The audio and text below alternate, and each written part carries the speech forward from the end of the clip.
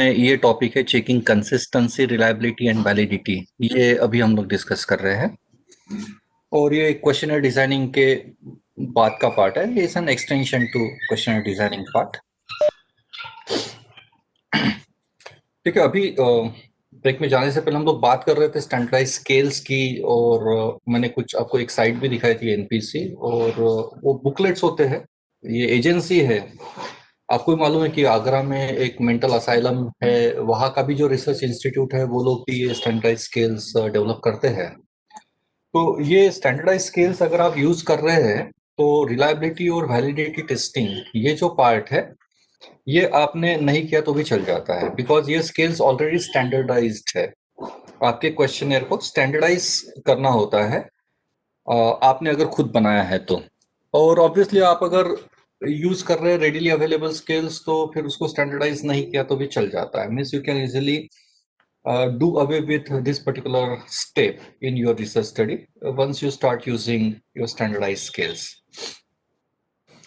बात करते हैं रिलायबिलिटी और वैलिडिटी टेस्टिंग की, और ये क्या है मैं एक लाइन में समझा देता हूँ आपको कि आपने जो क्वेश्चनर बनाया हुआ है वो ठीक से बना है क्या, यानी आपका क्वेश्चनर क्वालिटी क्वेश्चनर हुआ है क्या। ये जानने का जो जरिया है वो है रिलायबिलिटी और वैलिडिटी टेस्टिंग। आप क्वेश्चनर को, इस क्वेश्चनर का यानी डेटा कलेक्शन इंस्ट्रूमेंट जो है आपका, उसका रिलायबिलिटी और वैलिडिटी टेस्टिंग करते हैं। और ये स्टेप्स है 5 स्टेप्स। सबसे पहले क्वेश्चन डिजाइन करते हैं हम लोग, फिर सेल्फ एडिटिंग का पार्ट आता है, उसके बाद फिर वैलिडिटी टेस्टिंग, उसके बाद फिर डेटा कलेक्शन, और डेटा कलेक्शन के बाद फिर रिलायबिलिटी टेस्टिंग की जाती है। ओके, ये सीक्वेंस है। तो हम लोगों ने अभी ये पार्ट तो देख लिया है क्वेश्चनर डिजाइनिंग का। फिर आता है सेल्फ एडिटिंग का, ये पार्ट अभी जस्ट हम लोगों ने कवर किया है। अभी आता है सेल्फ एडिटिंग। सेल्फ एडिटिंग क्या है मैं समझा देता हूँ, और कॉम्प्रिहेंसिवली हम लोग वैलिडिटी टेस्टिंग और रिलायबिलिटी टेस्टिंग की बात अभी कर ही रहे हैं आने वाले एक 70-80 मिनट तक। यहाँ से शुरुआत कर रहा हूँ मैं।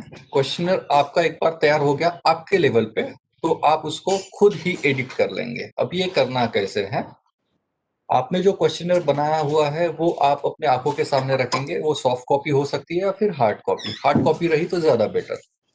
आप एक एक क्वेश्चन पढ़ना शुरू कर दीजिए आपके क्वेश्चनर का, और खुद को ही पूछिए कि आपने जो क्वेश्चन बनाए हैं, जैसे suppose question number 1, name of the respondent, ऐसा आपने लिखा है। Question number 2, what is your gender, male female, ऐसे करके आपने इफ सपोज एक 30-40 क्वेश्चंस बनाए हुए हैं। तो आप एक एक करके ये क्वेश्चंस पढ़ेंगे और खुद को ही पूछेंगे कि ये क्वेश्चन पूछना जरूरी है क्या। ये क्वेश्चन अगर निकाल देते हैं तो क्या आपके एनालिसिस पे कुछ फर्क पड़ने वाला है, और ये क्वेश्चन अगर रखा और इससे जो डेटा आने वाला है उसका आप क्या यूज करने वाले हैं। यानी में अगर आपके सवाल का जवाब, जैसे आपने जेंडर पूछा, तो आपको ये पूछना है कि सही में जेंडर पूछना जरूरी है क्या। जेंडर कब पूछेंगे, जब आपको जेंडर वाइज कंपैरिजन करना है, मेल फीमेल का आपको कोई कंपैरेटिव स्टडी करना है, तो पूछना स्वाभाविक है। अगर वो करना ही नहीं है तो फिर वो क्वेश्चन कर क्या रहा है वहां पे। ऑब्वियसली वो अननेसेसरीली लेंथ बढ़ा रहा है आपके क्वेश्चनर की। यानी में तो एक एक क्वेश्चन आप अपने लेवल पे खुद को ही पूछेंगे कि ये क्वेश्चन यहाँ पे पूछना जरूरी है क्या। अगर जरूरी है तो ये क्या डेटा जनरेट करके देने वाला है, और वो डेटा का आप कैसा उपयोग करने वाले हैं, कौन से ऑब्जेक्टिव्स को सेटिस्फाई करेंगे आप उस डेटा से, या फिर कौन से हाइपोथेसिस टेस्टिंग में ये कंट्रीब्यूट करने वाला है। इसको कहते हैं सेल्फ एडिटिंग। और उसके बाद हम लोग करते हैं फिर वैलिडिटी टेस्टिंग और रिलायबिलिटी टेस्टिंग। तो अभी मैं कॉम्प्रिहेंसिवली ये दो टॉपिक्स पे जा रहा हूँ, वैलिडिटी टेस्टिंग और रिलायबिलिटी टेस्टिंग। ये एक फ्रेमवर्क है अभी ये सेशन का। एक एक करके देखते हैं। सबसे पहले इंट्रोडक्शन देखेंगे रिलायबिलिटी वैलिडिटी टेस्टिंग का, फिर मेजरमेंट एरर रिड्यूस करने के 3 तरीके होते हैं, उसके ऊपर एक सिंपल क्लास लेंगे, फिर वैलिडिटी टेस्टिंग यानी क्या, वैलिडिटी टेस्टिंग के टाइप्स, और फिर रिलायबिलिटी टेस्टिंग। तो ये 5 इश्यूज को अभी मैं एड्रेस कर रहा हूँ। सबसे पहले देखते हैं रिलायबिलिटी और वैलिडिटी टेस्टिंग है क्या, ये कंसेप्ट क्या है। ये कुछ सिक्वेंशियल स्टेप्स है। रिलायबिलिटी वैलिडिटी टेस्टिंग पूरी ये प्रोसेस में, रिसर्च प्रोसेस में, सर्वे बेस्ड रिसर्च प्रोजेक्ट में कहाँ पे आता है, तो ऑब्वियसली आपका क्वेश्चनर डिजाइन होने के बाद तुरंत हम लोग रिलायबिलिटी और वैलिडिटी टेस्टिंग को एड्रेस करते हैं। सैम्पलिंग ये यहाँ भी आ सकता है या फिर यहाँ पे भी, पर इंपॉर्टेंट ये है कि सैम्पलिंग का इशू जो है, ये वाले इश्यूज आपके पूरे, ये आपके डेटा कलेक्शन से पहले एड्रेस हो जाने चाहिए। ओके, सो क्वेश्चनर डिजाइन करने के तुरंत बाद रिलायबिलिटी और validity testing comes into play and you are suppose to consider this issue. और बहुत सारे लोग ये करते नहीं है, क्वेश्चनर बनाने के बाद तुरंत, हो सकता है पायलट टेस्टिंग कुछ लोग करते, कुछ लोग करते भी नहीं, डायरेक्टली डेटा कलेक्शन कर लेते हैं। तो ये जो भी होगा ये सब फॉल्टी होगा, अनसाइंटिफिक होगा। So these are the scientific steps you can say. Questionnaire design करने के बाद you are supposed to perform reliability and validity testing of your questionnaire. अभी मैं कंसेप्ट समझाने की कोशिश कर रहा हूँ कि रिलायबिलिटी वैलिडिटी टेस्टिंग यानी क्या। कि देखिए ये है एक पर्टिकुलर मॉडल, यहाँ पे है आउटकम। आउटकम का मतलब है पॉपुलेशन का mean. Just for the sake of example, अभी आप 46 है, प्रीति मैडम और मैं मिला के 48 हो जाते हैं। अभी 1 मिनट के लिए सपोज मैं आप सबको बोलता हूँ कि घड़ी मिला लेंगे और हम लोग हमारा पल्स काउंट लेंगे, करेंगे नहीं, हाइपोथेटिकली बोल रहा हूँ मैं, टाइम जाएगा उसमें। तो ऑब्वियसली 1 मिनट के बाद, अभी ये पल्स काउंट जो है ये वेरिएबल है, क्योंकि हर एक का पल्स काउंट शायद अलग होगा, रेस्पॉन्सेस अलग होंगे। अभी मैं आपको एक एक करके पूछ रहा हूँ, रेस्पॉन्डेंट नंबर 1 या रोल नंबर 1 आपका जो भी है, उसको मैं पूछ रहा हूँ कि आपका पल्स काउंट 1 मिनट का कितना आया। उसने कहा if suppose 64। Respondent number 2, if suppose उसने कहा कि सर 78। तीसरा जो है वो बोल रहा है 83। दिस वे हमारे पास पूरे 48 का पल्स काउंट आ जाएगा। ओके, इसका निकालेंगे फिर हम लोग मीन। ओके, इसका मीन जो भी आएगा वो। ओके, अभी इस पर्टिकुलर एग्जाम्पल से ये मॉडल समझाने की कोशिश कर रहा हूँ। देखिए एक नॉर्मल इंसान का पल्स काउंट जो है वो 72 का होता है, जहां तक मेरा नॉलेज है। ये रिवाइज होने वाला था, कुछ 68 करने वाले थे, but I am not pretty sure, just for the sake of example ये 72 है। ओके, अभी मॉडल यानी क्या? मॉडल यानी सैंपल का मीन। ये 48 हमारा सैंपल साइज है और इसका एवरेज जो है वो जरूरी नहीं है कि वो 72 ही आएगा, ये कुछ भी हो सकता है। ये 68 हो सकता है या फिर ये 75 भी हो सकता है, हाइपोथेटिकली कुछ भी आ सकता है, ये जरूरी नहीं कि 72 हो।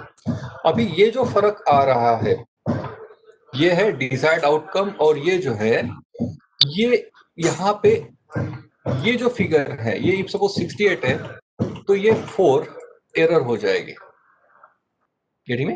This is what is called as measurement error. Got it? This is what is called as measurement error. और ये एरर जितनी कम होगी उतने रिजल्ट्स बेटर आएंगे। अगर ये एरर सिर्फ एक की है, यानी इसका मतलब है ये 72 है, ये 71 है, यानी क्या, ये एरर जितनी कम होगी उतना हम लोग पॉपुलेशन के मीन के करीब पहुंचेंगे। यानी ये एरर का इन्फ्लुएंस कम करना, ये रिसर्च स्कॉलर की रिस्पॉन्सिबिलिटी होती है। और ये एरर जितनी मिनिमाइज करोगे आप पॉपुलेशन के रिजल्ट के करीब पहुंचोगे। यानी क्या, क्वालिटी हम लोग जो बोल रहे हैं, रिजल्ट्स की क्वालिटी इंप्रूव हो जाएगी जब ये एरर का इन्फ्लुएंस आप कम करेंगे। अभी ये एरर का इन्फ्लुएंस कम करने का एक जरिया है आपका रिलायबिलिटी और वैलिडिटी टेस्टिंग। आपका क्वेश्चन यानी क्या, मेजरमेंट टूल अगर ठीक से बना हुआ है तो मेजरमेंट एरर कम आएगी, और इसी के लिए रिलायबिलिटी वैलिडिटी टेस्टिंग करनी होती है। एरर मिनिमाइज करने के 3 तरीके हैं। सबसे पहला पायलट टेस्टिंग करना। क्वेश्चनियर बनाने के बाद उसका एक ट्रायल रन लेके देखना। लगभग एक 30 का सैंपल पे आप कर सकते हो, 30 के सैंपल पे आप ट्रायल रन, जिसको पायलट टेस्ट करते हैं, कहते हैं कि हमारा क्वेश्चन ठीक से बना है क्या। जब रियल लाइफ में एडमिनिस्ट्रेशन करेंगे तो उसमें कुछ तकलीफ जाती है क्या, ऐसे कौन से क्वेश्चन है कि जिसका रेस्पॉन्डेंट ठीक से जवाब नहीं दे पा रहे या समझने में दिक्कत हो रही है। ये सब जो गलतियां है ये आप रेक्टिफाई करने की कोशिश करते हो एक ट्रायल रन के थ्रू, जिसको पायलट टेस्टिंग कहा जाता है। उसके बाद आप अगर सर्वेयर्स को अपॉइंट कर रहे हो तो वो सर्वेयर्स को जब आप ट्रेनिंग देते हो तो फिर आपका मेजरमेंट एरर रिड्यूस हो सकता है। और तीसरा तरीका है स्टैटिस्टिकल प्रोसीजर, और यही बात हो रही है स्टैटिस्टिकल प्रोसीजर में कि रिलायबिलिटी वैलिडिटी टेस्टिंग करना आपके क्वेश्चनियर की। बात कर रहे हैं हम लोग वैलिडिटी टेस्टिंग। क्वेश्चनर को वैलिडेट करने की कोशिश कर रहे हैं। अभी वैलिडिटी टेस्टिंग यानी क्या, वो समझाने की कोशिश कर रहा हूँ। आप बहुत बार सब्जी मंडी गए होंगे तो कभी आपको रोड साइड जो सब्जी वेंडर्स होते हैं उनके पास दिखा होगा, कभी आपका लाइफ में एक बार तो भी ऐसा एक्सपीरियंस रहा होगा कि सब्जी वाले के पास ये वजन नहीं है और वो ये ऐसे कुछ पत्थर यूज कर रहा है वेइंग पर्पस के लिए, यही में। तो जब आप ये वहां पे ना देखते हुए जब ये देखते हो तो आप उसको पूछ ही लेते हो ना, भैया ये क्या है, ये बराबर एक पाव का है क्या गिरी में, यानी क्या। ये सवाल मन में क्यों आया, क्योंकि this is not a valid measure, this is not a valid measure. Valid measure का मतलब क्या है, ये पत्थर जो है it is not meant to measure the weight. गिरिंग में ये पत्थर जो दुनिया में आया है इसका पर्पस वेइंग पर्पस के लिए नहीं बना हुआ है। This is a valid measure. ये अगर आपको उसके पास दिखता है तो आपके मन में कोई किंतु परंतु नहीं आता, because these are considered as valid measures. Now ये कंसेप्ट अगर आपको समझ में आ गया होगा तो फिर वैलिडिटी क्या है ये समझना बड़ा आसान। अब मैं वैलिडिटी की बात कर रहा हूँ, ठीक है। और दो एग्जांपल्स पहले देख लेते हैं कि आपको अगर वेट करना है तो वेइंग मशीन को ही वैलिड मेजर कहा जाएगा। अगर आपको हाइट या फिर लेंथ लेनी है तो मीटर पट्टी इज अ वैलिड मेजर। पर इफ सपोज आपको वेट लेना है तो thermometer can not be considered as a valid measure, because thermometer is not meant to measure weight, it is meant to measure temperature. यानी क्या, इसका simple सा validity testing यानी क्या, एक आम आदमी की भाषा में आपका क्वेश्चनियर वो मेजर कर रहा है क्या जो आपको मेजर करना था। समझ में आ रहा है, मैं फिर से रिपीट कर रहा हूं, आपका क्वेश्चनियर वो मेजर कर रहा है क्या जिसने जो मेजर करना चाहिए था। अभी मेजर क्या करना है, जैसे हम लोग कल से ही बात कर रहे हैं कि make your what clear, make your what clear यानी में। और हमने बात की है अभी तक व्हाट में क्या आएगा, आपके ऑब्जेक्टिव्स हाइपोथेसिस से क्लूज मिल जाएंगे, कंस्ट्रक्ट्स फैक्टर्स वेरिएबल्स आइटम्स, ये बताएंगे कि आपको मेजर क्या करना है। और आपके क्वेश्चनर का वैलिडिटी यानी क्या, जो आपको मेजर करना है, यहाँ पे मैंने आपको बताया लिस्ट बनाओ, लिस्ट बनाओ कौन से वेरिएबल्स आपको मेजर करना है।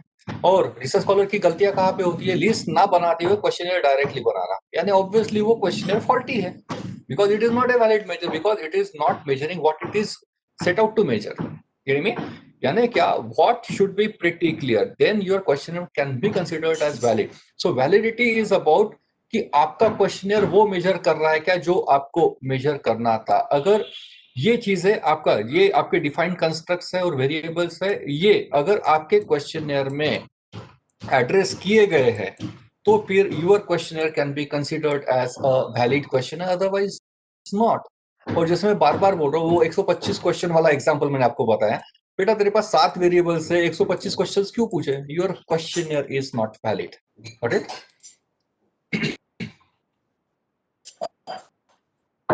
This is one line definition. Validity addresses the issue of whether an instrument actually measures what it sets out to measure. तो उसको क्वेश्चनर ने जो मेजर करना था वो मेजर किया है क्या, this issue is addressed by validity testing. Validity testing, इसके टेस्ट आते हैं, मैं समझा ही रहा हूँ अभी आपको थोड़ी देर में।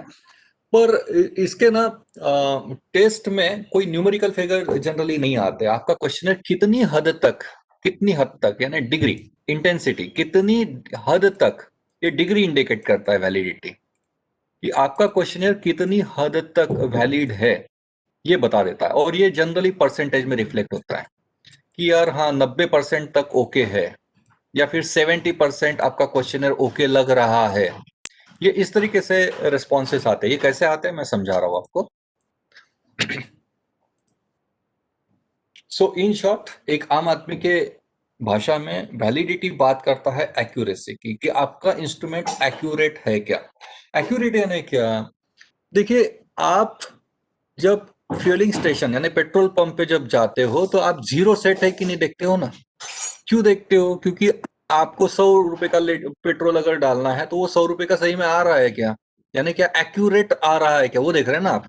यानी तो आप वही चेक कर रहे हैं कि जो फ्यूलिंग स्टेशन पे जो पेट्रोल पंप का जीरो सेट हुआ है यानी वो कैलिब्रेट हुआ है, then it will make an accurate measurements. So validity indicates basically accuracy. अभी वैलिडिटी टेस्टिंग करने से पहले आपको कुछ सवालों के जवाब देने होते हैं वैलिडिटी टेस्टिंग करते वक्त। सबसे पहला, आपने सेल्फ एडिटिंग की है क्या? गेटिंग में, आपने सेल्फ एडिटिंग की है क्या? आपने ये चेक कर लिया है क्या कि आपको जो भी वेरिएबल्स मेजर करने थे आपके क्वेश्चनियर में एड्रेस हो गए हैं क्या? दूसरा, आपका जो टारगेट ग्रुप है, इफ सपोज आप किसी इंटीरियर एरिया में जाके फार्मर्स का या फिर पीजेंट्स का सर्वे कर रहे हो, तो उनकी भाषा जो है उनको इंग्लिश नहीं समझ में आती और आपका क्वेश्चनियर अगर इंग्लिश में बना हुआ है तो obviously your questionnaire will not be considered as valid. दूसरा, अगर आपने उनकी भाषा में लिखा है पर वो भाषा में भी उनकी जो बोली भाषा है जो उनको समझ में आती है, यानी में जैसे वेट के माप उनके हुंडी या फिर ऐसे वो बात करते हैं कुछ, तो आप उनकी भाषा में पूछ रहे हो या फिर आप किलो या फिर पाउंड पे पूछ रहे हो, तो शायद they will not be able to answer because उनका कॉन्टेक्स्ट ही अलग है, because they have never measured this particular variables in this particular context of pounds and all. यानी में they have already measured it is in terms of tons, quintals or hundi and all the terms those people are pretty familiar with. So have you really incorporated those particular terms related with your target audience so that they can relate with and they can answer in a genuine sense? And if it is not so, then obviously your question is not considered as valid. Then आपके जो list of variable आपने बनाई है, and if suppose you have identified 15 variables and if your questionnaire is hardly addressing only 6, actually you are supposed to work on 15 issues and you have only incorporated 6 variables, then your questionnaire is considered as invalid. और मेरे पास जो correction में आते हैं ना वो यही होता है कि यार बेटा तूने एक तो लिस्ट बनाई नहीं है, तो ऑब्वियसली तुझे मालूम ही नहीं कि क्वेश्चन बनाते कैसे हैं। गेटिंग में, तो मेरे पास जब कंसल्टेंसी के लिए आता है तो सबसे पहले मैं सिनॉप्सिस से चेक करता हूँ डेटा रिक्वायरमेंट्स क्या है और वो एड्रेस भी है क्या क्वेश्चनर में। That is what is called as validity testing. So validity expert से इसलिए कराना जरूरत है बिकॉज हमारे नॉलेज को कंस्टेंट्स है and we can't get into the details of all these things at your own level, you can say. Then the next one is कि आपने क्वेश्चन पूछे भी, जैसे आपके 15 वेरिएबल्स की बात हो रही थी, अभी पूरे 15 वेरिएबल्स आपने एड्रेस कर दिया आपके क्वेश्चनर में, even then you can't consider your question as valid because there is a question of question types. If suppose एक just example लेते हैं कि आपको एवरेज इनकम निकालना है,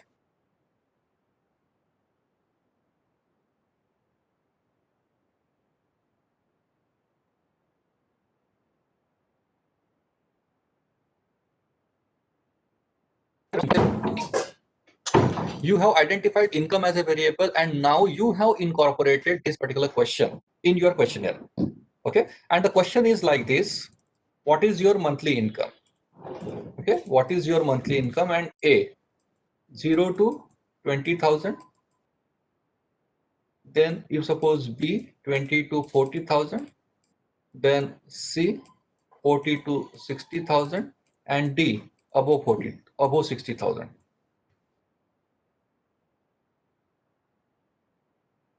Okay. Now you feel that I have already identified the variable and I have incorporated one particular question on it.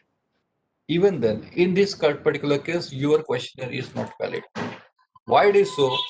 Because आपको निकालना क्या है? You are supposed to compute average income. और ये जो है इससे एवरेज नहीं निकलता है, ये है एमसीक्यू टाइप का क्वेश्चन। और यहाँ पे क्वेश्चन क्या होना चाहिए था आपका? Open ended numeric, what is your monthly income dash, उनको लिखने दीजिए जो भी आएगा 43,000, 27,000। This way you will be able to compute average, but with this you will not be able to measure average. आपको यहाँ से क्या पता चलेगा 0 to 20,000 इनकम वाले कितने लोग हैं 1000 में से, अगर 1000 का सैंपल है तो। And this is not you are supposed to measure. You are supposed to measure average. That is why your questionnaire will not be considered as valid because the questions are not framed in the right context. Then we are on to validity testing types. Validity measure कैसे करते हैं वो बताने की कोशिश कर रहा हूँ। दो मेथड्स है वैलिडिटी टेस्टिंग के, पहला है एक्सपर्ट पैनल मेथड और दूसरा है फील्ड टेस्टिंग। देखिए, आप अगर स्कोपस या फिर किसी अच्छे जर्नल में पेपर पब्लिश करना चाहते हो, तो वो देखते हैं कि आपने वैलिडिटी और रिलायबिलिटी टेस्टिंग किया हुआ है क्या और कौन सी मेथड्स यूज की हुई है, अदरवाइज वो रिवीजन में जाता है पेपर। अभी इसमें दो मेथड्स है, ये दोनों समझा देता हूं मैं। पहले बात करते हैं एक्सपर्ट पैनल मेथड की और बाद में जाएंगे फील्ड टेस्ट में। एक्सपर्ट पैनल मेथड में तीन मेथड्स है, मैं एक समझा देता हूं आपको। टाइम तो है, मैं बता देता हूँ शॉर्टली, तीनों बता देता हूं मैं। पहली मेथड है ACP method, average confluency percentage. इसमें क्या करना है आपको, आपका जो क्वेश्चनर आपके लेवल पे सेल्फ एडिटिंग के बाद आपने आपके क्वेश्चनर की सेल्फ एडिटिंग कर ली है, उसके बाद you are suppose to identify some experts in this particular field. Expert यानी कौन हो सकता है, ऑब्वियसली एक एक्सपर्ट तो आपके सुपरवाइजर होने चाहिए, आपके गाइड। ओके, और बाकी एक्सपर्ट जैसे अभी आपका जो प्री पीएचडी वर्कशॉप चल रहा है, ये सब लोग एक्सपर्ट्स ही है ना, यहाँ पे जो बात कर रहे हैं इसमें से जो भी आपको लगता है, या सब लोग कम से कम ये 5 एक्सपर्ट्स। एक्चुअली वर्ल्ड लेवल पे तो ये 10 बोलते हैं, पर मैं थोड़ा सा कंजर्वेटिवली आपको बोल रहा हूँ कि you are suppose to identify at least 5 experts. और आप ये 5 एक्सपर्ट्स को आइडेंटिफाई करने के बाद आपका जो सिनॉप्सिस है या फिर आपने जो इंफॉर्मेशन नीड चार्ट बनाया हुआ है, ये इंफॉर्मेशन नीड चार्ट आप ये एक्सपर्ट को देंगे और उसके साथ आप अपना क्वेश्चनर जो है वो अटैच कर देंगे। ओके, और ये कॉपीज जो है हार्ड कॉपीज, ये आप ये 5 एक्सपर्ट्स को दे देंगे और उनको बता देंगे कि इसका करना क्या है। उनको बताना ये है कि these are my data requirement needs, ये मेरा टॉपिक है, ये ऑब्जेक्टिव, ये हाइपोथेसिस, और these are my list of variables and all, और ये क्वेश्चन मैंने बनाया हुआ है। अभी आप मुझे बताइए कि इसमें इसमें क्या करेक्शन है या फिर कितनी हद तक आपको ये ओके लगता है। इसके बाद आप इनको बोलेंगे कि आप जो रेस्पॉन्सेज देंगे वो परसेंटेज में देंगे। ओके, कि कितनी हद तक, डिग्री जो मैं बोल रहा था, यहाँ पे है आपका एक्सपर्ट नंबर 1, एक्सपर्ट 2, एक्सपर्ट 3, 4 और 5, इनके आपके पास परसेंटेजेस आ जाएंगे। ओके, ये 5 परसेंटेजेस आपके पास आ जाएंगे। इसका आप निकाल लीजिए एवरेज। ये एवरेज अगर 90% या फिर उससे ऊपर है, 90% या फिर इससे ऊपर, तो फिर आपका क्वेश्चनर वैलिडेट हो चुका है। अगर ये 90% से नीचे है, तो फिर यहाँ पे जिस किसी ने सबसे कम स्कोर दिया हुआ है उसके पास आप जाएंगे, उसके साथ डिस्कशंस करेंगे और आप उनको पूछेंगे कि सर कौन से क्वेश्चंस, कौन से सेक्शन में आपको गड़बड़ लग रही है, और उनसे पूछे कि फाइन ट्यून कैसे करना है इसको, और उसको फाइन ट्यून करके इनकॉर्पोरेट करिए और एक नया परसेंटेज सीख करिए। ये एक्सरसाइज तब तक रिपीट करनी है जब तक ये आपका 90% या उसके ऊपर नहीं आता। ये जो 90% है इसी को एसीपी कहते हैं, average congruency percentage. Simple method to administer. दूसरा है सीवीआई मेथड। साहेब नमस्कार, कामात आहे का? ठीक करा, मी आहे. हो, ठीक है। ठीक आहे, करा.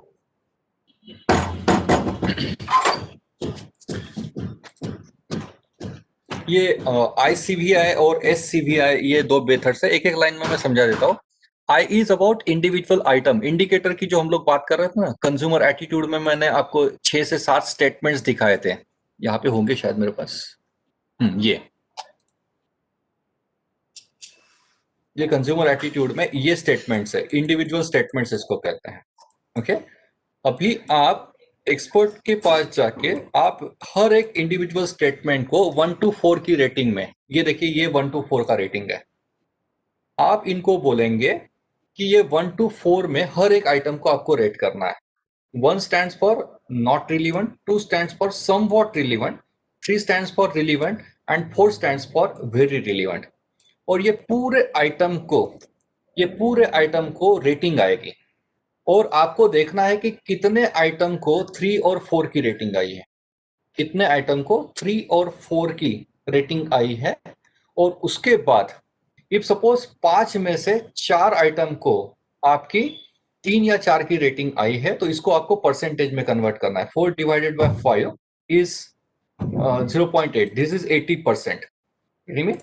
It is 80%। और इसके लिए थ्रेशोल्ड जो है it is of 0.78।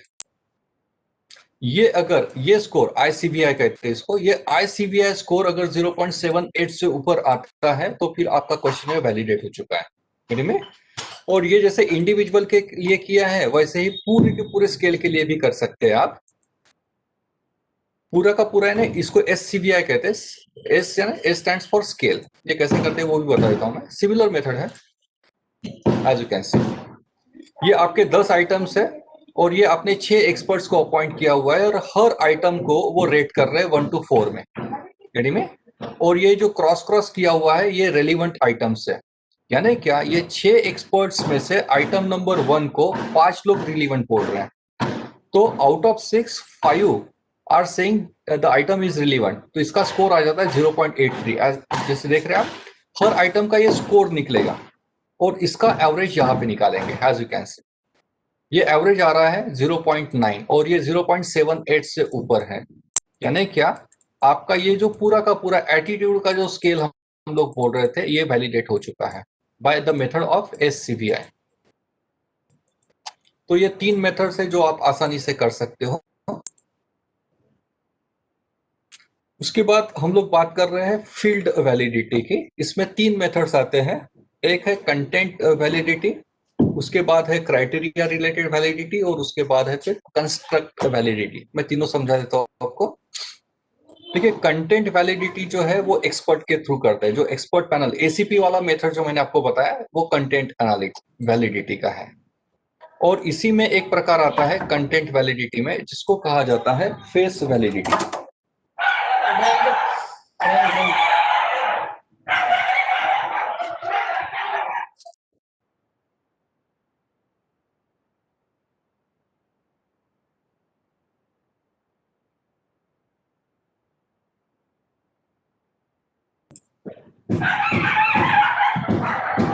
Well, I am continuing now. So content validity में ही आपका फेस वैलिडिटी आता है। और आपके सुपरवाइजर, जनरली क्या होता है कि आप क्वेश्चन बनाते हो, सुपरवाइजर को दिखाते हो और सुपरवाइजर कुछ रिवीजन बताते हो और फिर आप उसको फाइन ट्यून करके फिर से सुपरवाइजर से ओके करा लेते हो। तो जब आपके सुपरवाइजर आपका क्वेश्चन ओके करते हैं तो उसी पर्टिकुलर मेथड को फेस वैलिडिटी कहा जाता है। क्योंकि आपके सुपरवाइजर कभी आपको ये परसेंटेज वगैरह नहीं बताते कि मुझे आपका क्वेश्चन जो है वो 70% तक ठीक लग रहा है। वो ऐसा नहीं बताते। वो बताते कि आपका क्वेश्चन ओके है या नहीं है, अगर ओके नहीं है तो क्या उसमें चेंजेस करने हैं। तो ये सब लोग करते हैं, यानी क्या सबके सब लोग जो है वो फेस वैलिडिटी तो करते ही है क्वेश्चनियर की। पर ये एकदम एंट्री लेवल की वैलिडिटी की टेस्टिंग है। इससे बेटर कुछ मेथड्स है और जो आप कर सकते हो। उसमें जैसे मैंने आपको बताया, आपका average congruency percentage ACP method जो है एक्सपर्ट के थ्रू, ये भी रिकमेंडेड है। Supervisor may be a part of this ACP। Then दूसरा वैलिडिटी का प्रकार है जिसको कहते हैं क्राइटेरिया, और ये हम लोग एकेडमिशियंस यूज नहीं करते हैं। ये जो स्टैंडर्डाइज करते हैं ना स्केल्स, वो लोग ये एजेंसीज वगैरह करती है। हम इंडिविजुअल से अपेक्षित नहीं कि हम लोग ये करें। उसके बाद आता है आपका कंस्ट्रक्ट वैलिडिटी। हाँ, ये किया जा सकता है पर ये थोड़े ऊपर के लेवल के टूल्स है। और यहाँ पे आपको EFA, जैसे मैं थोड़ी देर पहले बता रहा था, एक्सप्लोरेटरी फैक्टर एनालिसिस, और CFA जिसको कंफर्मेटरी फैक्टर एनालिसिस कहते हैं, ये सॉफ्टवेयर से होता है। अभी इंसिडेंटली मेरे पास टाइम नहीं है, टाइम लगता है इसको थोड़ा सा CFA और EFA करने को। अदरवाइज ये SPSS से EFA हो जाता है। और CFA जो है ये एमोस से, या फिर एक स्मार्ट PLS नाम से सॉफ्टवेयर आता है। स्मार्ट PLS, ये सॉफ्टवेयर से ये करते हैं और ये लाइसेंस्ड होता है। और ये मैं करता हूँ, ये हेवीली यूज करता हूँ मैं ये सब। ओके। तो ये थोड़े से ऊपर के लेवल के टूल्स है। तो हमारा रिलायबिलिटी वैलिडिटी टेस्टिंग में आपको जो करने लायक चीज है मुझे ये लग रहा है। ओके।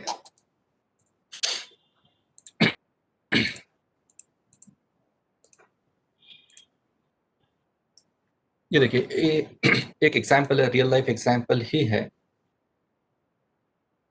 देखिए यहाँ पे टाइटल है feasibility study on the usage of digital menu cards in restaurant. Objective, one of the objective ये था to identify the percentage of restaurants using digital menu cards. क्योंकि ये कोविड की वजह से वगैरह वो हार्ड कॉपी ना देते हुए अगर डिजिटल कॉपी अगर उनके ही में अगर आपके जो गेस्ट है उनके दे दी तो वो ज्यादा बेटर है। उसको लेके कोई सर्वे था ये, और इसमें आप देख सकते हो कि ऑब्जेक्टिव में परसेंटेज निकालना है कि नागपुर में सपोज 100 रेस्टोरेंट्स है तो 100 में से कितने परसेंट रेस्टोरेंट जो है वो डिजिटल मेन्यू कार्ड यूज कर रहे हैं। और क्वेश्चन देखिए क्या पूछा गया है, ये होटल मैनेजर्स को पूछा गया क्वेश्चन है, are you using digital menu card in your restaurant, और ऑप्शन देखिए आप क्या है जेडी में। यहाँ पे जानना क्या है, कितने लोग यूज कर रहे हैं, कितने फ्रीक्वेंटली यूज कर रहे हैं, ये नहीं पूछा है हमने। ये तो फ्रीक्वेंसी की बात होगी ना। हमको सबसे पहले तो ये जानना है कि कितने लोग यूज करते हैं और कितने फ्रीक्वेंटली उसके बाद आएगा। और जो निकालना है वो निकल नहीं रहा है, आपका ऑब्जेक्टिव में जो निकालना है वो निकल नहीं रहा है, और जो नहीं निकालना है वो आप पूछ रहे हो। So that is why it is all the more essential to get your questionnaire valid from the expert panel.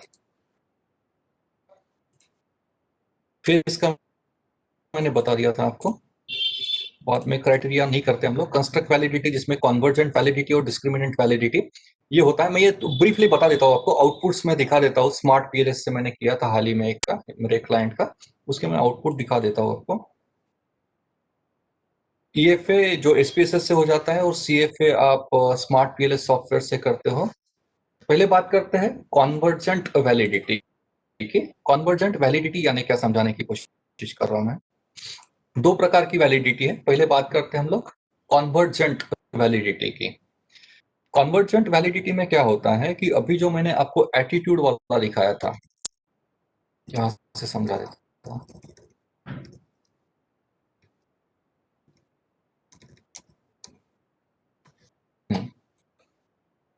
Convergent validity में क्या होता है कि आपने ये जो आइटम्स पूछे हैं, ये जो आइटम्स इतने सारे, ये आपका कंस्ट्रक्ट है या फिर फैक्टर है, कंज्यूमर एटीट्यूड, इसमें आपने ये इंडिकेटर्स पूछे हैं।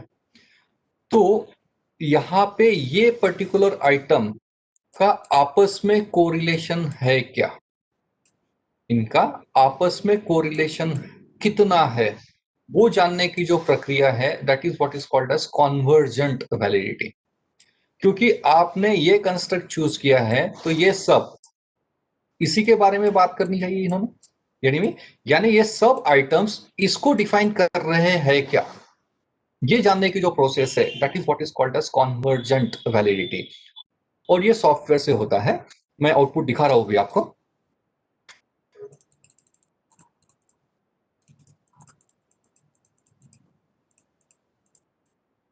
कंटेंट का हो गया था हमारा, कॉन्वर्जेंट का हुआ है अभी। कंस्ट्रक्ट वैलिडिटी में कॉन्वर्जेंट, अभी हम लोग बात करते हैं डिस्क्रिमिनेंट वैलिडिटी। अभी डिस्क्रिमिनेंट वैलिडिटी में क्या है कि आपके क्वेश्चनियर में अलग अलग सेक्शंस है। Okay, section number 1, if suppose ये कंज्यूमर एटीट्यूड को मेजर कर रहा है, आपका कंस्ट्रक्ट 2 कस्टमर सेटिस्फैक्शन को मेजर कर रहा है, और कंस्ट्रक्ट 3 ये कंज्यूमर अवेयरनेस को मेजर कर रहा है सपोज। ओके, अभी डिस्क्रिमिनेंट वैलिडिटी में अभी इसमें आइटम्स आएंगे। कंज्यूमर एटीट्यूड में हमने सपोज 8 लिए थे, okay, V1 V2 V3 likewise. इसमें इनके आइटम्स आएंगे V1 V2 V3, और इसमें इसके आइटम्स V1 V2 V3।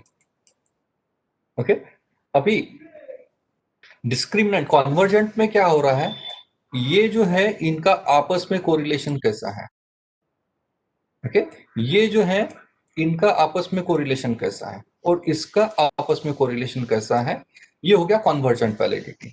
और डिस्क्रिमिनेंट वैलिडिटी में इसका और इसका यानी कंस्ट्रक्ट 1 और कंस्ट्रक्ट 2 में कोरिलेशन कितना है, कंस्ट्रक्ट 2 और कंस्ट्रक्ट 3 में कोरिलेशन कितना है, और कंस्ट्रक्ट 1 और 3 में कोरिलेशन कितना है। अगर ये और ये बहुत ज्यादा क्लोजली रिलेटेड होंगे तो आपका स्टडी बेटर नहीं जा रहा है। फिर अलग अलग क्वेश्चन क्यों पूछ रहे हो, इसको इसमें 3 इसमें 3 ना पूछते हुए एक ही करके इसको 6 पूछ लेने चाहिए। यानी क्या, ये कंस्ट्रक्ट और ये कंस्ट्रक्ट अलग अलग है या नहीं है, या एक ही चीज है, ये जानने की जो प्रोसेस है उसको हम लोग डिस्क्रिमिनेंट वैलिडिटी से निकालते हैं। Let me check the chat box. Chat box में कुछ ब्लिंक कर रहा है शायद। List of questions and answers that can help us in our exam. Okay, मैं एड्रेस करता हूँ इसको बाद में।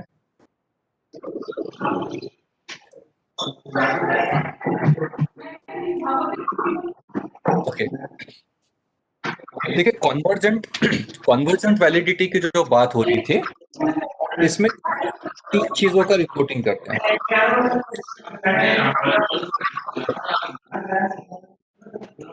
प्रवीण सर थोड़ा म्यूट करेंगे।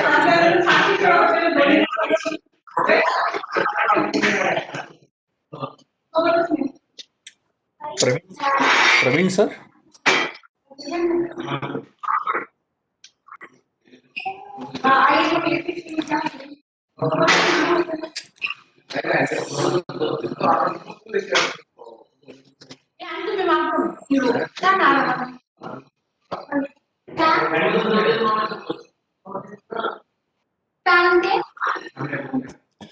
प्रवीण सर प्लीज थोड़ा म्यूट करिए इसको थोड़ा।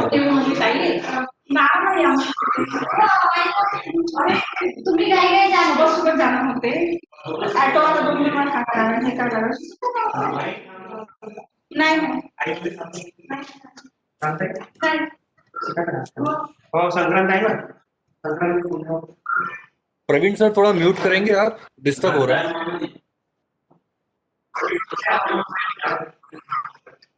काय करते संक्रांतीच्या अंगाने गुरुवार आहे संक्रांतीचं काही महत्व नाही तिथे Sankranti Sankranti Madam, host can mute the person. Preeti madam. गुरुवार आहे गुरुवार वाव हा कोणी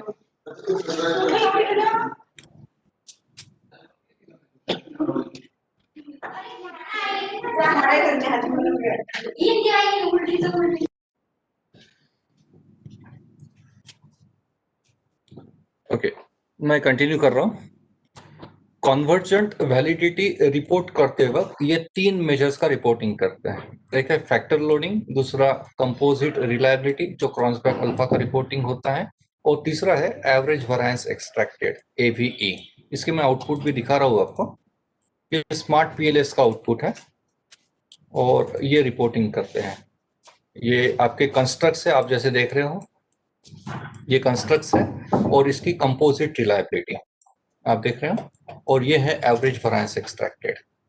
ये रिपोर्टिंग करना होता है। ये 0.5 से ऊपर चाहिए और ये 0.7 से ऊपर चाहिए, तो फिर आपका क्वेश्चनर जो है वो वैलिड है, ये पता चल जाता है। एज यू कैन सी यहाँ पे ये सभी 0.7 से ऊपर दिख रहे हो, ये सभी 0.5 से ऊपर दिख रहे हैं, तो ऑब्वियसली ये जो क्वेश्चनर है ये वैलिडेट हो चुका है ऑलरेडी। वेल, डिस्क्रिमिनेंट वैलिडिटी जैसे मैंने आपको अभी समझाया, इसमें 2 चीजों का रिपोर्टिंग करते हैं। एक फॉर्नल लार्कर का क्राइटेरिया 1981 का, और एचटीएमटी यानी होमोटेट मोनोटेट क्राइटेरिया, और ये आपका स्मार्ट पीएलएस के आउटपुट में आपको मिल जाता है। बात करते हैं रिलायबिलिटी टेस्टिंग के। वैलिडिटी का पार्ट हम लोग कवर कर चुके हैं, अभी हम लोग बात करते हैं रिलायबिलिटी टेस्टिंग की।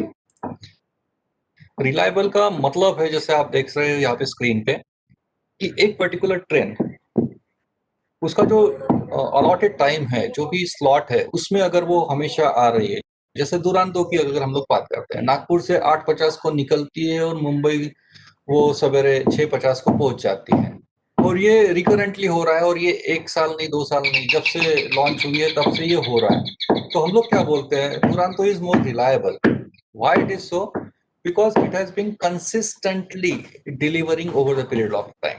Whatever is being promised, that is being delivered over repetitively, that is being delivered over the period of time. So this is dictionary meaning of reliability. Reliability is more about the consistency in performance. It is more about repeatability. आपका syllabus अगर आप देखेंगे unit number 3 का, उसमें 3 चीजें लिखी है, consistency, reliability and validity.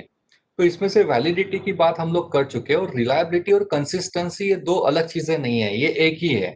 And consistency is more about consistently performing the same. अभी बात करते हैं क्वेश्चनियर डिजाइनिंग के सेंस में कि आपका क्वेश्चनियर रिलायबल है यानी क्या एग्जैक्टली। हम लोग जो रिलायबिलिटी निकालते हैं हमारे रिसर्च इंस्ट्रूमेंट की रिलायबिलिटी निकालते हैं। रिलायबल का मतलब है डिपेंडेबल या फिर ट्रस्टवर्दी। और यहाँ पे जो कीवर्ड है रिलायबिलिटी को लेके that is repeatability. Repeatability typically indicates consistency and consistency indicates delivering the same results over and over again. Repetitively जब सेम रिजल्ट्स आते हैं, जैसे आपको वेट लेना है तो एक पर्टिकुलर वेइंग मशीन कंसिस्टेंटली अगर आपको रिजल्ट्स दे रही है, करेक्ट मेजरमेंट दे रही है, तो that instrument is considered as reliable. Otherwise हर बार अगर आप बीपी का कोई तो भी बीपी मेजर करने के लिए, ब्लड प्रेशर मेजर करने के लिए आप एक डिवाइस लेके आए हो और आप हर 1 मिनट में अगर बीपी मेजर कर रहे हो और हर बार कुछ अलग ही दिख रहा है, तो शायद फिर या फिर वेट को लेके, बीपी तो ठीक है फ्लक्चुएट होते रहता है, पर वेट को लेके 1-1 मिनट में अगर अलग अलग रिजल्ट्स मिल रहे हैं एक ही मशीन से, तो that particular device cannot be considered as reliable.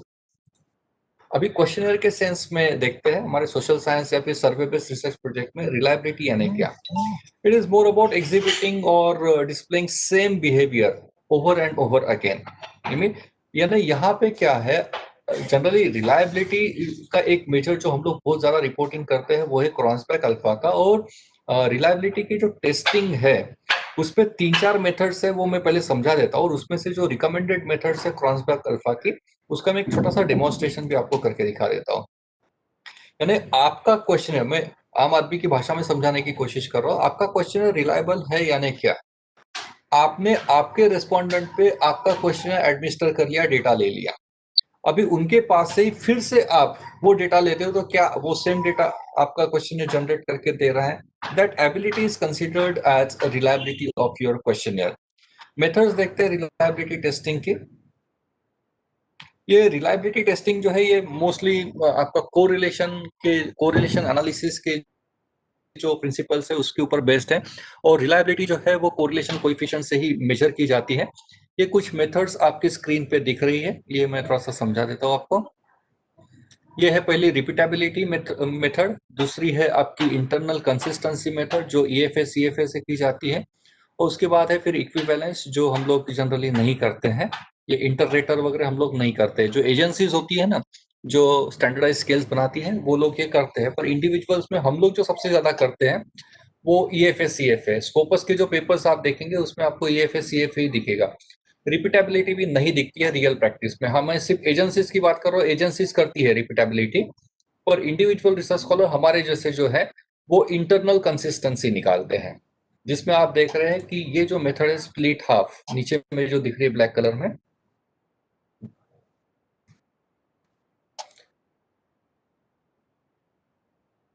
This one split half और एक क्रॉन्सबैक अल्फा, ये दो मेथड से आपकी इंटरनल कंसिस्टेंसी की ये सबसे ज्यादा पॉपुलर है। और स्कोपस और आपके जो बाकी जर्नल्स है स्टैंडर्ड क्वालिटी के, एबीडीसी या फिर यूजीसी केयर लिस्ट जो आप जानते हो, वहां पे देखा जाता है कि आपने कौन सी मेथड यूज की है रिलायबिलिटी टेस्टिंग के लिए। और क्रॉन्सबैक अल्फा यानी आप समझ सकते हो कि ये कंपलसरी है आपको क्रॉन्सबैक अल्फा का रिपोर्टिंग। तो ये करते कैसे मैं समझा देता हूँ, इसका मतलब क्या है वो भी थोड़ा समझा देता हूँ।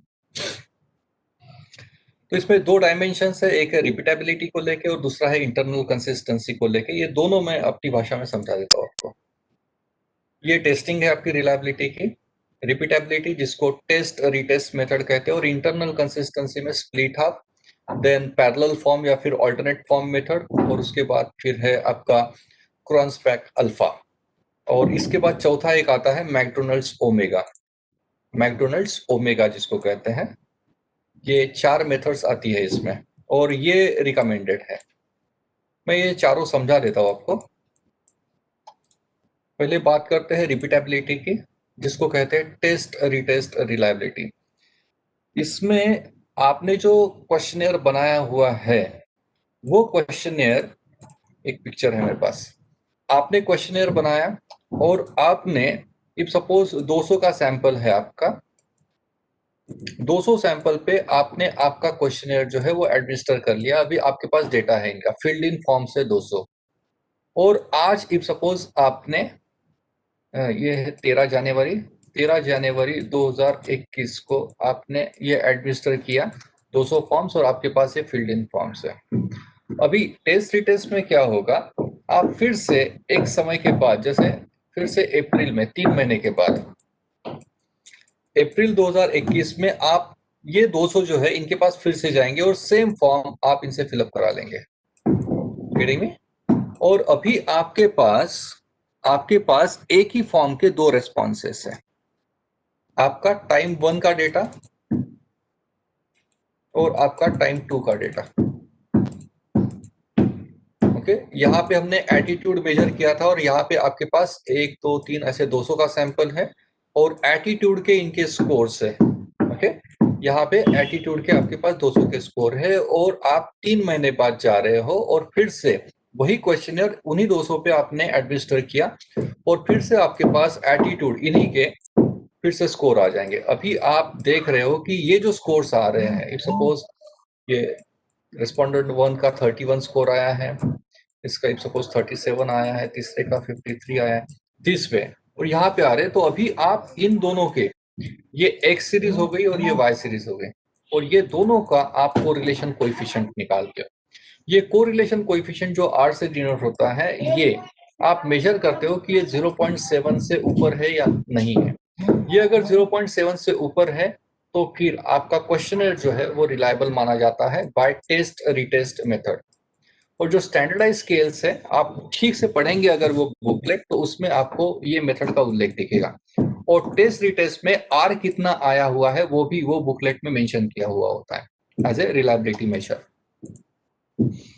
बाद में नेक्स्ट मेथड पे हम लोग जा रहे हैं, वो है इंटरनल कंसिस्टेंसी। इसमें 3 मेथड्स है, एक है स्प्लिट हाफ मेथड, दूसरा ऑल्टरनेट फॉर्म और तीसरा है ब्रॉन्सबैक अल्फा। ये तीनों मैं एक एक करके आपको समझा देता हूँ। पहले बात करते हैं हम लोग स्प्लिट हाफ मेथड की।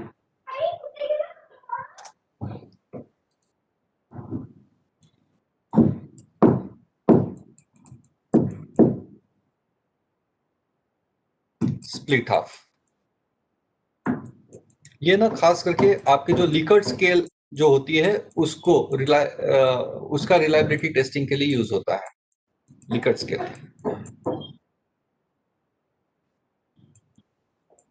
ओके, अभी हम लोग आज सवेरे से बात कर रहे हैं, सपोज कंज्यूमर एटीट्यूड का हमने लिकर्ट स्केल पे डेटा लिया हुआ है 5 पॉइंट पे। ओके, और आपने यहाँ पे कंज्यूमर एटीट्यूड मेजर करने के लिए 10 आइटम्स या इंडिकेटर्स आपने बना लिए हैं। आपने 10 इंडिकेटर्स बनाए। ओके, अभी आपने ये कंज्यूमर एटीट्यूड का स्केल जो है या क्वेश्चनर जो है वो 200 के सैंपल पे आपने एडमिनिस्टर कर लिया। अभी आपके पास 200 का सैंपल है। अभी आप क्या कर रहे हो कि इनके जो आइटम के स्कोर्स आ रहे हैं कंज्यूमर एटीट्यूड को लेके, इसके 2 टुकड़े कर रहे हो। ओके, ये हो गया फर्स्ट हाफ और ये हो गया second half. Okay, first half में 1 to 5 का स्कोर कितना आ रहा है, रिस्पोंडेंट नंबर 1 2 3 4 5 अप टू 200, और फर्स्ट हाफ का स्कोर कितना आ रहा है वो यहाँ पे जाएगा, और सेकंड हाफ का स्कोर कितना जा रहा है वो यहाँ पे आएगा। ये होगी आपकी एक्स सीरीज और ये होगी आपकी वाई सीरीज, में, और इसका इवेंचुअली आप निकालते हो R, कार्ल पियर्सन का कोरिलेशन कोएफिशिएंट। ये कितना आ रहा है वो चेक करते हो। If it is greater than 0.7 then this particular scale of consumer attitude can be considered as reliable, otherwise not। आपको इसमें से कुछ आइटम्स निकालने होंगे। सो स्प्लिट हाफ का मतलब है आपका जो स्केल है, ये स्केल के 2 इक्वल टुकड़े करना।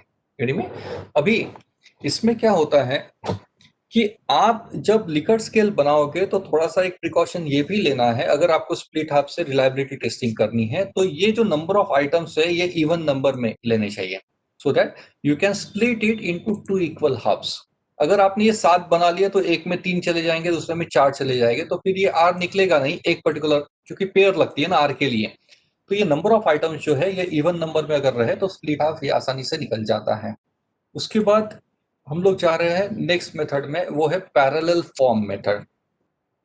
पैरेलल फॉर्म में बेसिकली आप एक ही क्वेश्चन के दो सेट बनाते हो by changing the draft of your questions, slightly changes करते हैं, कुड की जगह कैन या फिर माइट ऐसे शब्दों का प्रयोग करके आप एक ही टॉपिक को लेके दो सेट बनाते हो, दो या फिर दो से ज्यादा सेट बनाते हो क्वेश्चनेयर के, और एक ही रेस्पोंडेंट से आप वो फिलअप करा लेते हो। आप जैसे देख रहे हो यहाँ पे टाइम पॉइंट एक ही है और टाइम पॉइंट 2 करने की जरूरत नहीं है। ये हम लोग पहली मेथड में करते थे, टेस्ट रीटेस्ट में 2 टाइम पॉइंट है, पर यहाँ पे एक ही टाइम पॉइंट पे आप रेस्पोंडेंट नंबर 1 के पास गए हो और आपने जो 2 फॉर्म बनाए हैं वो दोनों फॉर्म आप रेस्पोंडेंट को दे रहे हो, एक ही रेस्पोंडेंट को, यानी में, और ये दोनों फॉर्म ये फिलअप कर लेगा। ऐसे ही 200 फॉर्म्स आ जाएंगे। फिर आपके पास फॉर्म 1 और फॉर्म 2, यहाँ पे रेस्पोंडेंट नंबर 1 2 3 4 अप टू 200, यहाँ पे फॉर्म 1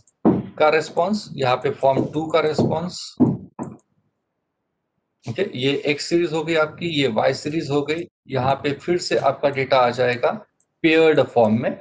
यहाँ पे फिर से हम लोग निकालेंगे कार्ल पियर्सन का आर्क, चेक करेंगे 0.7 से ऊपर जा रहा है क्या। अगर ये जा रहा है तो your questionnaire can be considered as valid.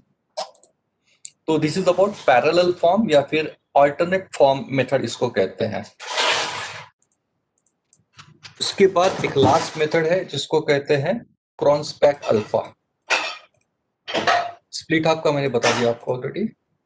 ये देखिए, ये आइटम को हम लोग स्प्लिट करते हैं 2 इक्वल हाफ्स में। अभी क्रॉन्सबैक अल्फा के बारे में मैं बता देता हूं आपको। ये एक्सेल में कुछ किया हुआ है मैंने।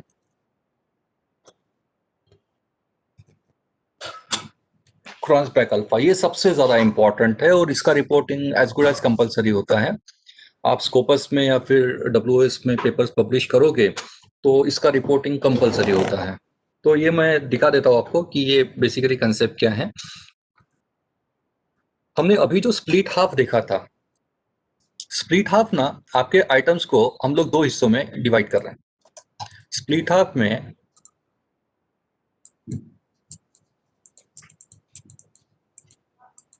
जैसे कंज्यूमर एटीट्यूड का हमारा स्केल था और 10 आइटम्स थे हमारे।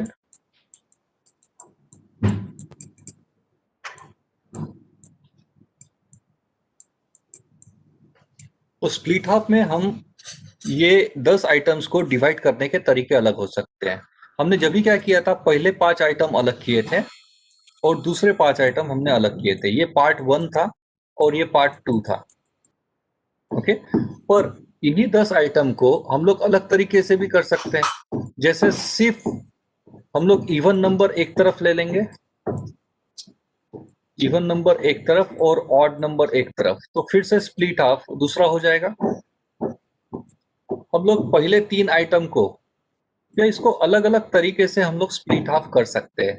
यानी में अभी यहाँ पे क्या होगा, जब पहले 5 और दूसरे 5 का किया तो वो R1 आ जाएगा। हमने ऑड इवन कर लिया तो R2 आ जाएगा। इफ सपोज R1 आया है 0.57 और R2 आया है ऑड इवन वाला, वो इफ सपोज आया है आपका 0.79।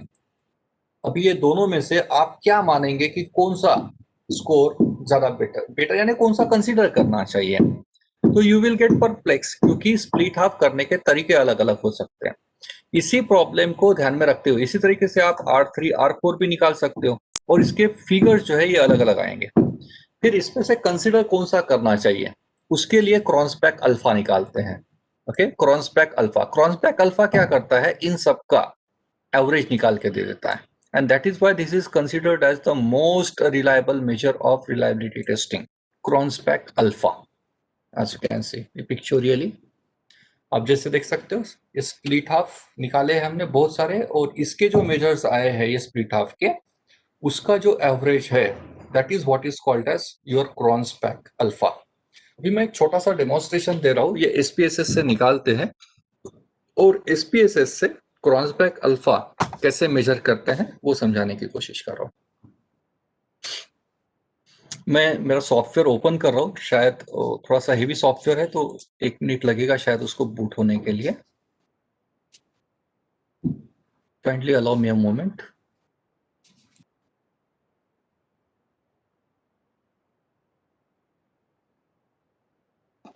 सर सर एक डाउट था।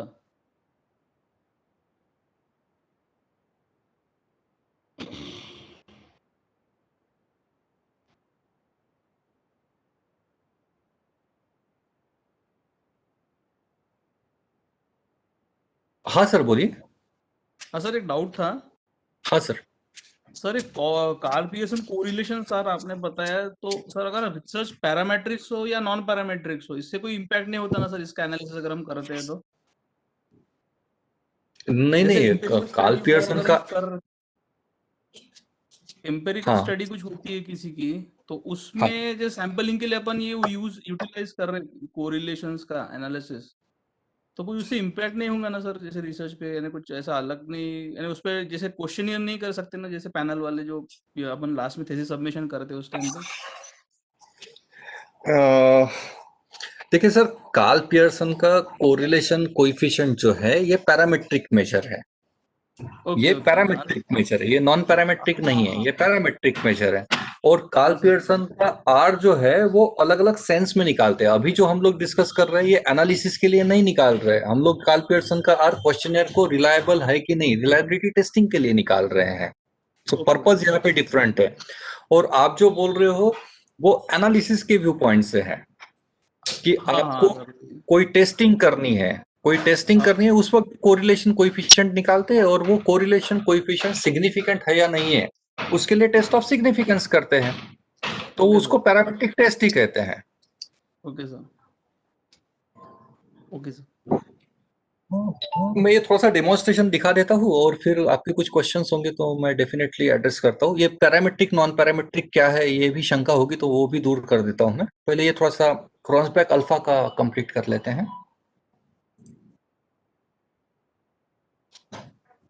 मैं स्क्रीन शेयर करता हूँ थोड़ी मेरी।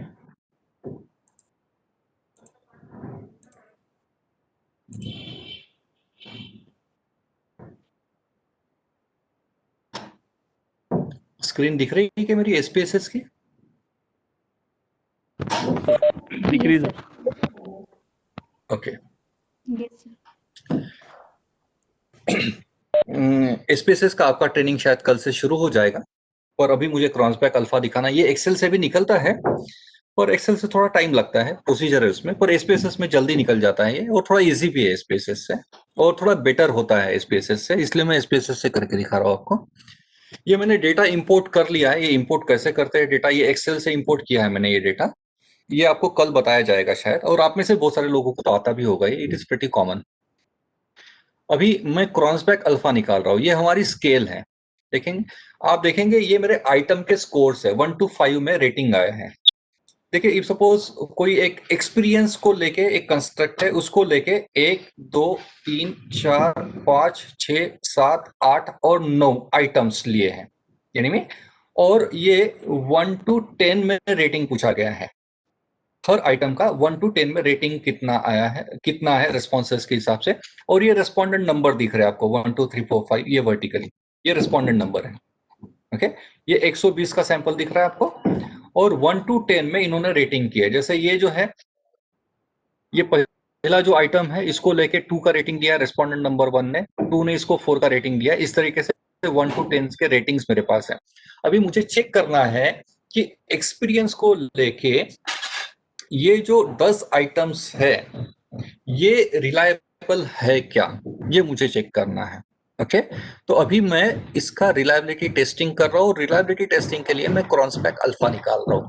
आप थोड़ा सा जिनको इंटरेस्ट है इसमें, स्टेप थोड़ा सा, आप यहाँ पे एनालाइज में जाएंगे और एनालाइज में यहाँ पे scale, analyse scale reliability analysis, analyse scale reliability analysis. और यहाँ पे मेरे जो 10 इंडिकेटर्स है, सॉरी 1 2 3 4 5 6 7 8 9 इंडिकेटर्स है मेरे, ये पूरे के पूरे 9 इंडिकेटर्स मैं यहाँ ट्रांसफर कर रहा हूँ। अभी यहाँ पे आप देखेंगे रिलायबिलिटी का मेजर ऑलरेडी अल्फा दिया हुआ है, स्प्लिट हाफ भी दिख रहा है, बाद में गटमैन का है, पैरेलल फॉर्म का है और स्ट्रिक्ट पैरेलल, ये मेथड्स दी गई हैं। अभी जो हम लोग कर रहे हैं वो अल्फा का कर रहे हैं, क्रॉसबैक अल्फा। यहाँ पे स्टैटिस्टिक्स में जाएंगे आप और यहाँ पे आप ये बॉक्स बिना भूले क्लिक कर लेंगे, scale if item deleted, and then press continue and then click on okay. तो ये आउटपुट जनरेट हो जाएगा।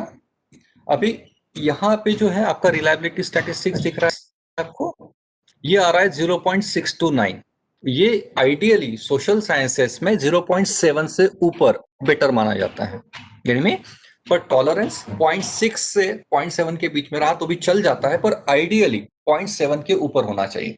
यानी क्या, मेरे ये जो 9 आइटम्स का मैंने रिलायबिलिटी टेस्टिंग जो किया है उसका क्रॉसबैक अल्फा जो है 0.629 आ रहा है, और नंबर ऑफ आइटम्स कितने इसमें, तो 9।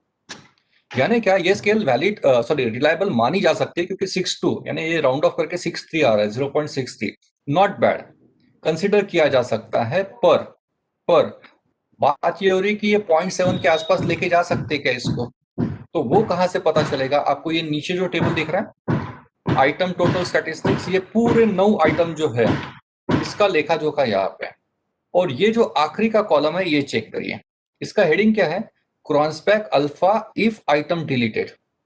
अगर ये 9 में से ये पहला आइटम मैं निकाल देता हूं तो जो बचे हुए 8 आइटम्स रहेंगे ये वाले, उसका क्रॉसबैक अल्फा 0.685 यानी 0.69 0.7 के आसपास आ रहा है। यानी में बाकी आप देखेंगे ये आइटम मैं अगर निकालता हूं एंटरटेनिंग वाला, तो बचे हुए 8 का रिलायबिलिटी मेजर रिड्यूस हो रहा है, जो ओरिजिनल था 9 का उससे भी कम आ रहा है। यानी क्या, ये आइटम मैं निकाल नहीं सकता हूं, ये सबसे ज्यादा इंपॉर्टेंट आइटम है। पर आप जैसे बाकी के आइटम्स देखेंगे यहाँ पे सबसे ज्यादा आपको यहाँ पे दिख रहा है 0.685। यानी क्या, ये आइटम जो है ये काम का नहीं है, जो कंस्ट्रक्ट है उसको ठीक से मेजर नहीं कर रहा है। इसको अगर निकाल देंगे तो फिर ये जो मेजर है 0.629 से ये 0.685 हो जाएगा, और हमारी स्केल में से ये आइटम गायब हो जाएगा, और 9 की जगह 8 आइटम से ही हमने एनालिसिस करना चाहिए। So this way we compute Cronbach alpha as a reliability measure. तो यहाँ पे मेरे इनपुट्स जो है वो खत्म होते हैं। आपको अभी कुछ क्वेश्चंस पूछने हैं तो पूछ सकते हैं।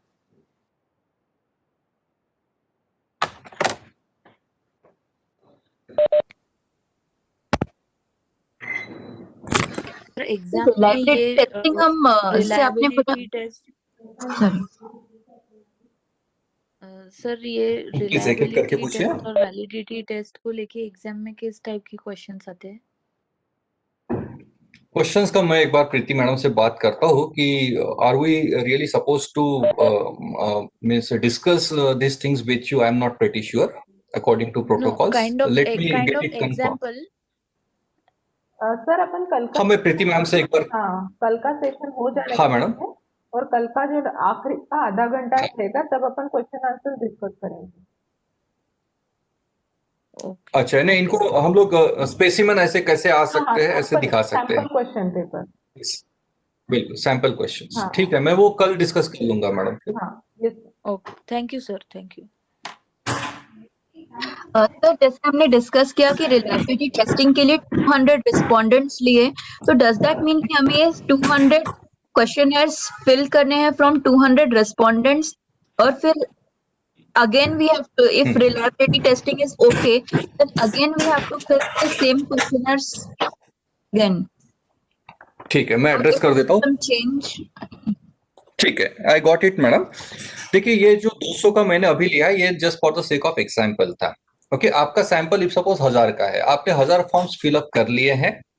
इसमें ना क्या है, आपका सैंपल साइज जितना ज्यादा होगा उतना बेटर रहता है कभी भी।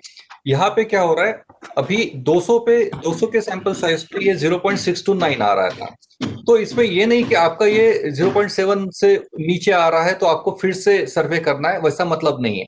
आपको ये चेक करना है कि ये 0.629 से ऊपर कैसे जाएंगे। तो ऑब्वियसली आप कौन सा आइटम डिलीट करना है वो देखना है आपको, कि आपके क्वेश्चनर में अननेसेसरी क्वेश्चंस कौन से आए हैं वो निकाल देंगे तो रिलायबिलिटी बढ़ जाएगी ना। क्वेश्चनर आपको फिर से सर्वे रिपीट नहीं करना है, आपको नॉन इसेंशियल क्वेश्चंस डिलीट करने हैं, so that your questionnaire should get standardise.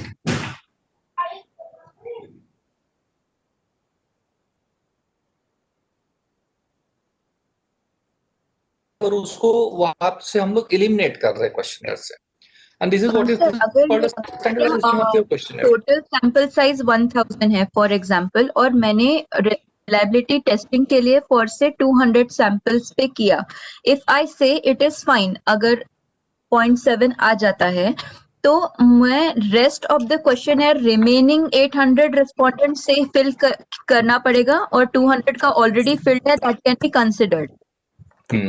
ठीक है, मैं एड्रेस कर देता हूँ ये इश्यू को। आपको पायलट टेस्टिंग करने के बाद रिलायबिलिटी नहीं करनी। आपका जब फुल फ्लेजेड एडमिनिस्ट्रेशन हो जाएगा, आपका 1000 का सैंपल है, पूरे 1000 का डेटा कलेक्ट करने के बाद ही रिलायबिलिटी टेस्टिंग करनी है।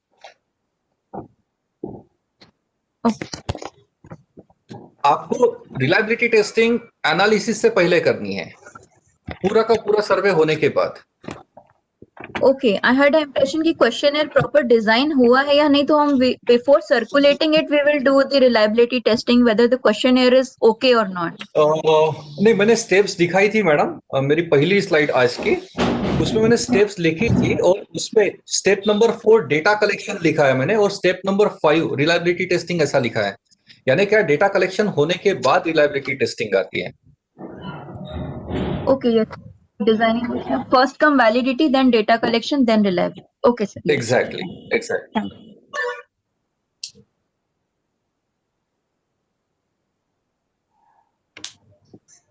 Sir, in all types of scale, can we apply this reliability scale test? ये मोस्टली लिकर्ट के लिए बनी है मैडम, ये लिकर्ट स्केल के लिए।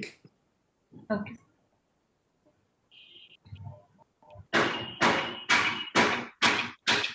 स्प्लिट हाफ कर सकते हैं, एमसीक्यू में स्प्लिट हाफ कर सकते हैं, और रिलायबिलिटी जो है वो अपना क्रॉन्सबैक अल्फा जो है वो इसके लिए बनी है, लिकर्ट के लिए बनी है। Sir analytical point of view में एमसीक्यूज में भी कितना ऑप्शंस देना चाहिए आइडियली, ऐसा कुछ प्रोटोकॉल या with respect to the statistical tools कुछ क्राइटेरिया है क्या? 6 के ऊपर नहीं होना चाहिए। Okay, hello sir, ranging from 3 to 4। हाँ, आप डाइकोटोमस 2 भी ले सकते हैं, पर 6 के ऊपर अगर किया तो एनालिसिस ठीक से होता नहीं है, पैटर्न्स नहीं निकलते ठीक से। Hello sir, reliability sir bird scale का क्या रोल है? सॉरी, बोगार्ड स्केल रिलायबिलिटी में एक बोगार्ड स्केल भी सर हमारे। नहीं, ये तो नहीं सुना है मैंने। बोगार्ड एक लिकेट स्केल है और एक बोगार्ड स्केल भी है, जैसे जो हमारे सोशल हाँ है वो, पर मैं उसके डिटेल में कभी गया नहीं मैडम, क्योंकि वो यूज करने की जरूरत नहीं पड़ी कभी। ओके, सो मोस्टली सर एक आप जैसे सोशल साइंस में बोल रहे हैं ना, वो क्या बोलते हैं, थर्स्टन की एक स्केल आती है, वो मैंने थोड़ा बहुत पढ़ा हुआ है। लिकर्ट तो ऑब्वियसली लिकर्ट तो यूज करते ही है, पर आप जो तीसरा बोल रही है ये तो मैंने नहीं सुना कभी, और मैं नहीं उसके डिटेल में गया कभी, क्योंकि कभी यूज करने की जरूरत नहीं हुई। ओके, तो mostly Thurston and Likert use करते हैं। मोस्टली सोशल साइंसेस में जो बिहेवियरल इश्यूज है वो लिकर्ट से ही मेजर होते हैं। ओके, एंड सर वो जो मेजरमेंट है सर, और जो ratio scale types of 7 measurement scale है ना, ऑर्डिनल स्केल। अच्छा, वो लेवल्स ऑफ मेजरमेंट होते हैं, नॉमिनल, ऑर्डिनल, इंटरवल और रेशियो, ये 4 होते हैं। इंटरवल रेशियो, हाँ, तो लेवल ऑफ मेजरमेंट है। ओके ओके ओके, हाँ, ठीक है, थैंक यू। वो समझाना है सर क्या? One more question sir. हाँ मिनल मैडम। सर एक और question sir, while testing validity, जैसा अगर हम ये बोल रहे हैं कि if I am getting from 5 experts, तो मतलब हम किस तरह से उनको रिस्पॉन्ड देंगे, मतलब respondents will respond to the question, जैसे हमने क्वेश्चनर बनाया है तो रिस्पॉन्सेज भी उसी तरह से आएगा, या वो रेट करेंगे क्वेश्चन का? मतलब आई एम नॉट गेटिंग एक्चुअली कि वो कैसे रेट करेंगे हमारे क्वेश्चनर को। एक्सपर्ट पैनल बोल रही है आप? देखिए एसीपी जो है, एसीपी में क्या होगा, पूरा का पूरा क्वेश्चन वो देख लेंगे और पूरे क्वेश्चनर के बारे में वो कमेंट करेंगे कि ये 80% तक ठीक लग रहा है, सर हमने आपने एक ग्रिड दिखाया था जिसमें जैसे हमने कंज्यूमर एटीट्यूड लिया है and at the left we have indicators. अब उसमें दिखाया था कि दे विल रेट और फिर हमने उसको निकाला था कि मीन कि इसमें से 0.7 से ऊपर किसका आ रहा है। तो वो रेटिंग कैसे मतलब हर एक इंडिकेटर के लिए उन्होंने रेटिंग दिया and then finally come out to be एक क्वेश्चनर का रेटिंग। मैं समझा देता हूँ। इसमें 2 मेथड्स मैंने बताई थी, एक था ICVI और दूसरा था SCVI। ICVI में क्या हो रहा है, जैसे कंज्यूमर एटीट्यूड में आपके 8 आइटम्स है, तो आइटम नंबर 1 को वो रेट कर रहे हैं 1 to 4 में। 1 नॉट रिलीवेंट, 2 समवॉट रिलीवेंट और थर्ड है कुछ तो भी प्रीटी रिलीवेंट या मॉडरेटली रिलीवेंट और चौथा है वेरी रिलीवेंट। तो ये जो 3 और 4 का रेटिंग जो आ रहा है वो आपको काउंट करना है, हर आइटम के लिए कितने आ रहे हैं, 3 या 4 का रेटिंग। ये इंडिविजुअली भी हो सकता है और पूरे स्केल के लिए भी हो सकता है। With this relevant we mean to say कि that indicator जो हम यूज कर रहे हैं to meet the objective is relevant or not? नहीं, कंज्यूमर एटीट्यूड को डिफाइन कर रहा है क्या वो आइटम कंज्यूमर एटीट्यूड को डिफाइन कर रहा है क्या? क्योंकि कंज्यूमर एटीट्यूड को लेके क्वेश्चंस पूछे जा रहे हैं ना, तो कंज्यूमर एटीट्यूड को लेके आपने 8 आइटम्स लिए। If I take for example एक इंडिकेटर है प्राइस, तो what will expert rate whether this price is relevant or not? Exactly. 1 to 4 में वो रेट करेंगे उसको। Okay, fine, got it. जैसे कस्टमर सेटिस्फैक्शन, तो आपने प्राइस को लेके सेटिस्फाइड है क्या? तो सेटिस्फैक्शन में प्राइस का कंट्रीब्यूशन है क्या? वो रिलेवेंट लग रहा है क्या कस्टमर सेटिस्फैक्शन मेजर करने के लिए? तो उसके ऊपर वो अपना मत देंगे कि हाँ ठीक है, प्राइस तो कंसिडर होता है सेटिस्फैक्शन मेजर करने के लिए, और वो कितना रिलेवेंट लग रहा है 1 to 4 की स्केल में।